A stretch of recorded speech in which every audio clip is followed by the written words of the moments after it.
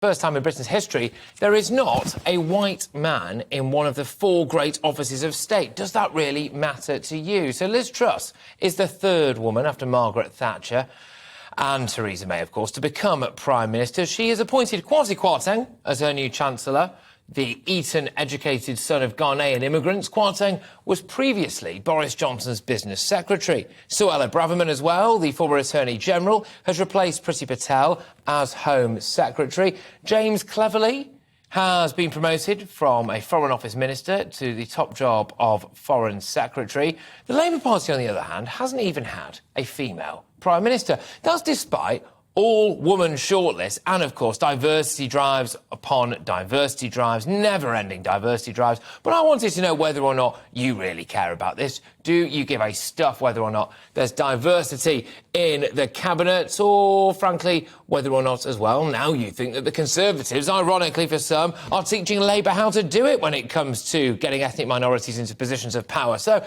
I wanted to ask these very questions, to be joined as well now by diversity experts Harris Bokhari and Peter Edwards, the former editor of Labour List. So there we go. Let's bring up whoever it is we've got. I believe it's just Harris Bokhari. There we are. Thank you very much, Harris. Great to have you on the show. OK, so first things first, do you personally care or indeed think it matters how many ethnic minorities are in Cabinet?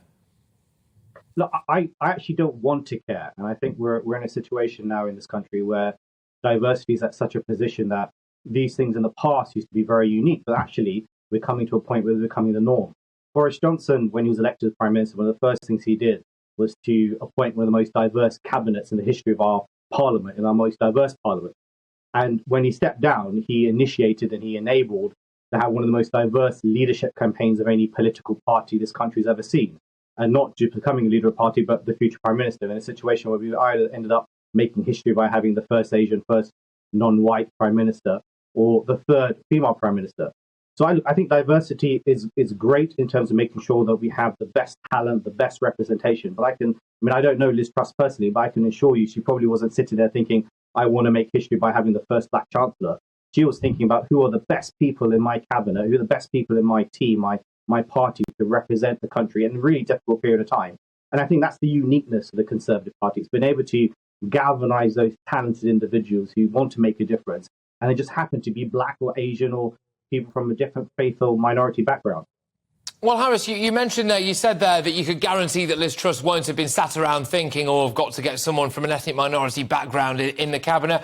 Unfortunately, sometimes things like that do happen. Tokenism does exist. And certainly what I found fascinating online, OK, is the way that a lot of people who, I can't possibly say that they are Labour Party supporters. A disproportionate number of them appear to have a red rose in their Twitter bio, though, so read into that what you will. Seems to be saying things like, well, this is just tokenism, or, oh, well, they've all got a similar public school background, or things like that. Is that actually quite disparaging? Does that not kind of do down the fact that these people who happen to be ethnic minorities have got to where they are on merit? But yes, correct some really open mistakes here. So look, James Cleverly, somebody who, an old version of a polytechnic, didn't go to a mainstream university, went to a polytechnic. Suella Braverman got her school fees partly funded through a scholarship. Kwasi Kwarteng got a full scholarship to Eton. These are individuals that even before they entered into Parliament, anyone who follows politics, they were always the ones to watch. And I think that's the great thing when you actually look at this current cabinet. These are individuals who are tipped to be high performers, worked very hard during their period of time as MPs, ministers, and now on merit have been appointed to some of the most senior positions in government. But at the same time, let's not put down Labour. Look, the reality is in 1987, Labour brought in the first 4 black MPs of a modern parliament.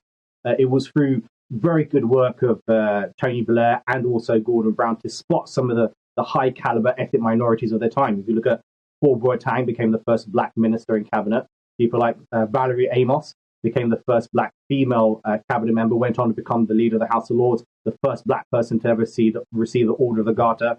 Gordon Brown talent spotted Sadiq Khan, the first person from Muslim heritage to be in cabinet, now is the Mayor of London. Labour Party have a history when they do it right to spot that talent. But I know there's no doubt Labour Party members and supporters across the country are just trying to work out how come they can't have even a female leader in a position to run as the leader of Labour Party, or an ethnic minority or non-white MP who's got a chance to become the next leader of the Labour Party. And there's work for them to do to make sure they do it on talent and not on just the basis of creating diversity for the sake of diversity. All minorities will tell you, we want to have fairness, not favours. Well, talk to me exactly on that. It's almost like you've teed it all up for me, Harris, I must say, because you can have diversity officers and diversity chiefs, or dare I say it, sometimes even quotas, for example. But actually, what does that achieve? Because surely it's bad for the individual potentially who gets the job because maybe their colleagues will look around and think, you know, that horrible thing of, oh, he's only got this because of so-and-so, right? But then also as well, surely it's not necessarily great for the country because you do want the best people to get the job. So how do you feel about things like these diversity quotas, you know, about positive, well, what would you call it? Positive discrimination, positive affirmation, whatever it's called? So, as I said, it's all about fairness, not favours. The worst thing, and a lot of senior ethnic minorities tell you in business, if not in the public space as well, is that the worst thing you do is you promote somebody who is not capable of holding that position, because the reality is, when the sad reality is that if you're an ethnic minority or somebody who comes from an excluded background, if you hold a high profile position and you do it badly, it's a lot harder for the next generation to come up. And that's why you've got to do it well. And that's why I said, look, Labour have good examples. I said with Baroness Amos or even Sadiq Khan. The Conservative Party now have a huge amount of talent who just happen to be diverse. It's about promoting those individuals who really deserve to be promoted. I work with a lot of charities that do mentoring. And I know personally, from my personal background, having somebody in a senior position who looks like me, sounds like me, comes from my background, is a huge way to inspire the next generation.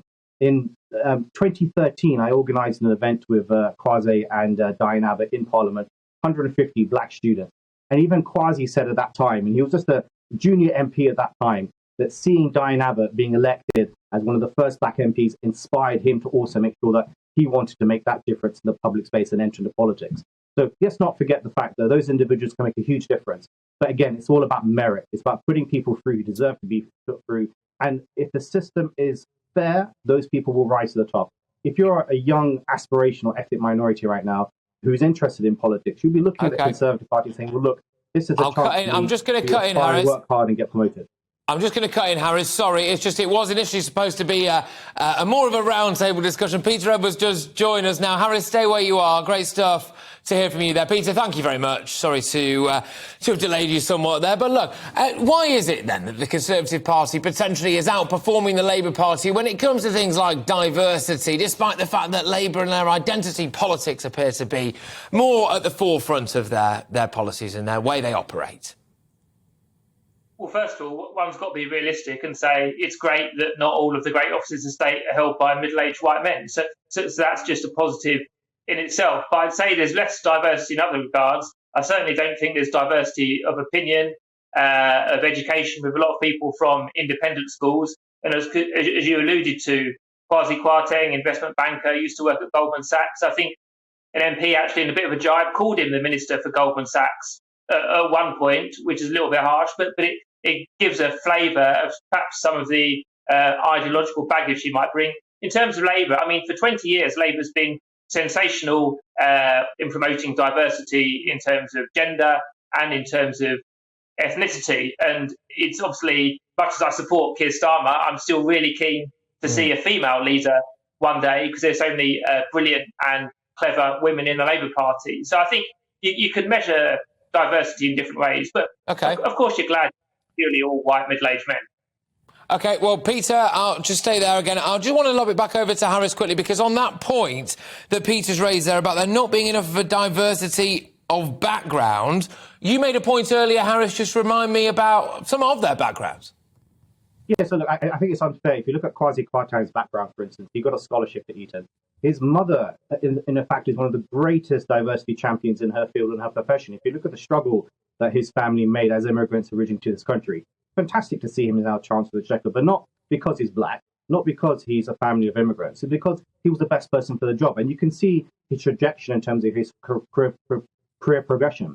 I think also on the issue of identity politics, we need to be very careful here, because, look, it's quite clear the Labour Party would love to have somebody who's a woman who's a chance to become leader of the party. But we've seen in previous campaigns that maybe, unfortunately, some of the candidates who have been women have fallen into the trap of identity politics. none of the Conservative candidates ran on the agenda of being the first ethnic minority leader of the party, the first Asian, the first Hindu. You never saw any of that rhetoric from the Conservative candidates. But unfortunately, what we've seen, and we've seen this time and time again, unfortunately, is that some parties fall into the trap of saying people care about their identity, more about their values and principles. And we know the general public, and we know members of the party, including Labour Party members, they care about what do those individuals stand for, what are their values, rather than what's their background. All right, Harris. Peter, can I just ask you, I mean, is it now Labour's position it's not good enough for people to be ethnic minorities in position of power? They've got to be poor as well. Well, that's a bit of a mischaracterisation. I think whether it's politics, picking candidates, or in jobs perhaps outside Westminster, you should always pick the best person. Now, I think Labour has been fortunate, and I've been a candidate and gone for selections at times, that there has been a breadth of diversity, but also a breadth of opinion. And it wasn't so long ago, remember, Labour had a pensioner as leader of the Labour Party in Jeremy Corbyn. So there are different ways to measure these things. And I'll just tell you one other concern I have very briefly. Remember David Cameron, he did a huge amount to increase female representation in the Conservative Party, which perhaps had been lacking that up till the early 2000s. Yet with all those additional female MPs, the Tory government, led by two white middle-aged men, delivered very unequal policies that balanced the books on the shoulders of the poorest. So I absolutely accept that Labour has got more to do, and maybe a little bit more to do in terms of getting private sector expertise as well. But I think at the end of the day, as always, it's the policies that matter. If you're making poorer people poorer, it doesn't matter the background of the cabinet minister that's choosing to do that. It's still wrong. OK, look, both of you, thank you so much. Really interesting discussion that. We had diversity expert Harris Bokhari and Peter Edwards. Sorry we didn't get a little bit longer with you there, Peter, but thank you in the end, anyway, the former editor of Labour. What do you make of that, ladies and gentlemen? Can you imagine now if it had been an all-white cabinet, they'd be banging the doors down, wouldn't they? The Labour lot saying, oh, come on, we need more ethnic diversity. And now there's ethnic diversity. Apparently it's not the right kind of diversity.